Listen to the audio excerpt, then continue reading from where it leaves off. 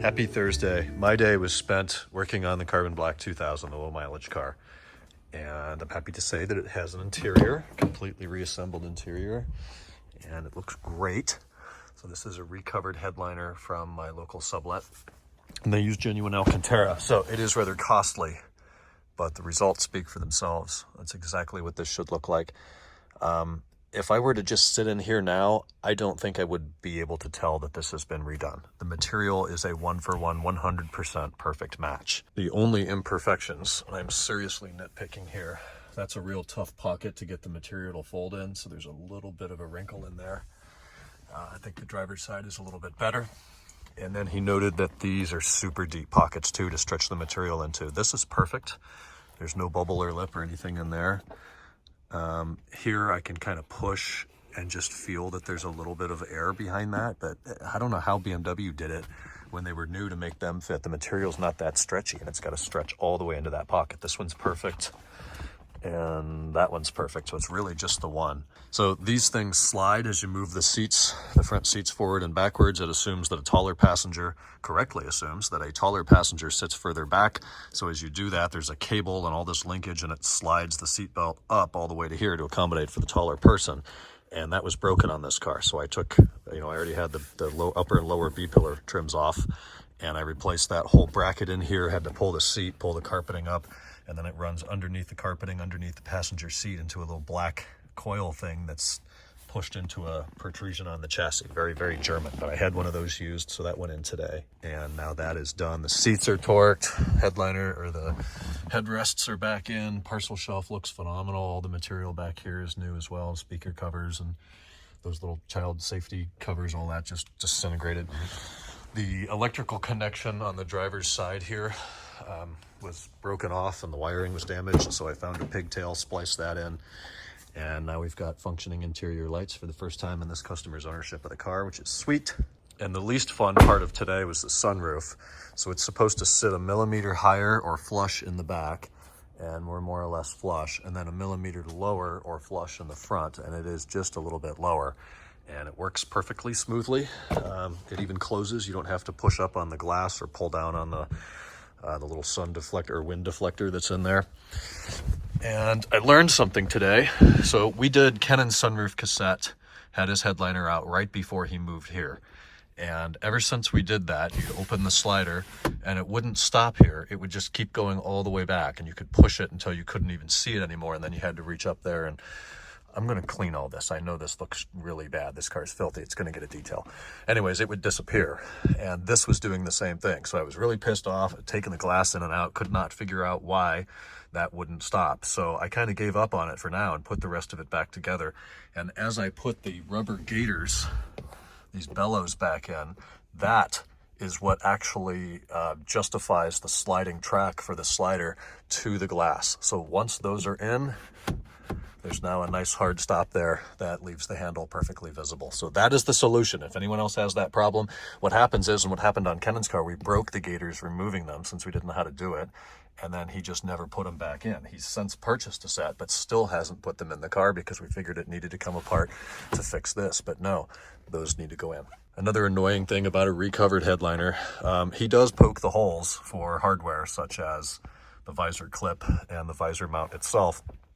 But I don't know if they weren't in exactly the right spot or the holes weren't big enough. It was very challenging to find the holes in the steel roof to get this stuff to screw in. So I probably had 45 minutes here between 1, 2, 3, and 4 connections. But all of that's in now. The lights work. If I cycle the key, they come on when you open that. It's done. It looks awesome. They're used A-pillars. He didn't want to bite the bullet on new ones. Plus, I just bought the last set. So there's a little bit of a bow in here, but this is the best set I had.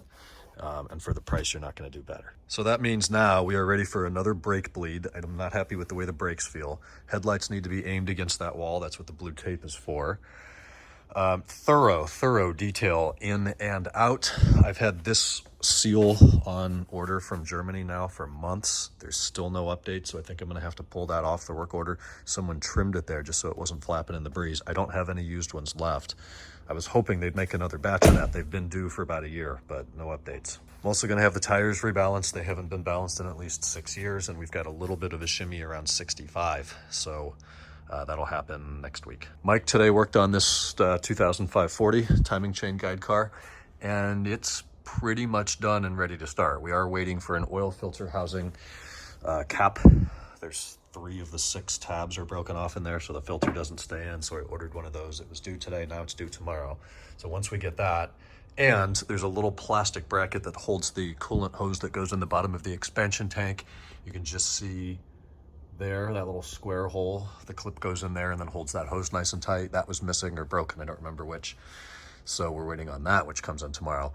When that happens, the expansion tank goes in, the oil filter goes in, the engine gets filled with oil and coolant, and we start to pig up and start scanning for codes and see how it sounds. This car hasn't run in a couple of years now, so it'll be interesting to see how that goes. We're gonna do a lot of cranking without any fuel pressure, just make sure everything sounds good, and get some oil pressure in the engine before we let it fire. 355 top is up, and boy, does it look good with the top up. I love how this looks. I know most people don't. My dad doesn't. He thinks it looks dated. I think it just fits this car so perfectly. It's this low, sleek, black, soft top. It's kind of austere the way it's got these buttresses in the back that stick way out. It's so 90s. I think it just looks incredible. Yesterday, he took the seats out and did a deep clean of all the carpeting. There were some stains in there from a previous owner on the passenger side. Everything cleaned up super well. It's only held in with 4 bolts, and then the driver's seat has 3 electrical connections. One for the potentiometer, which tells the top, hey, the seat's forward enough, you're okay to go up. The other one is the power and ground for the electric seat. It's electrically adjustable this way only. Other adjustments are manual.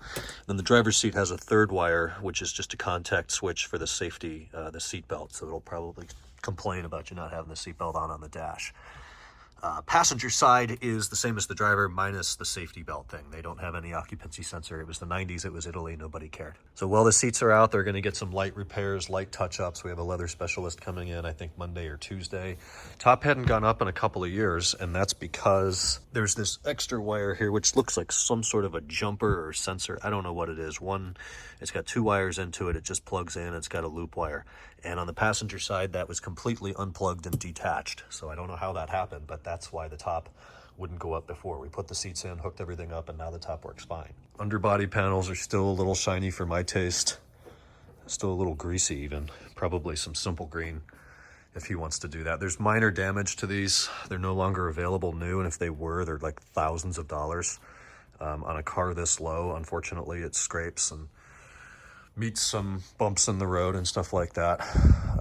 Not terrible, certainly reusable. I wish there were a good way to, I know you can go in there and fuse it together and melt a bunch of plastic on it. That just seems so half-assed, and these are still, they still have their structure for now at least.